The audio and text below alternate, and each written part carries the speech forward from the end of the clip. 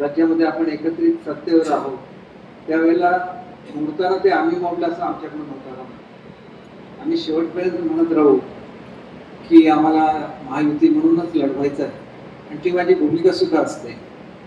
परंतु ज्याला लढाई येते तर लढाई असते आणि ती लढाई सारखीच लढाई आणि ते सावंतवाडी मतदारसंघातल्या लोकांना सांगायची बिलकुल आवश्यकता नाही. ते नेहमीच तयारीत असतात.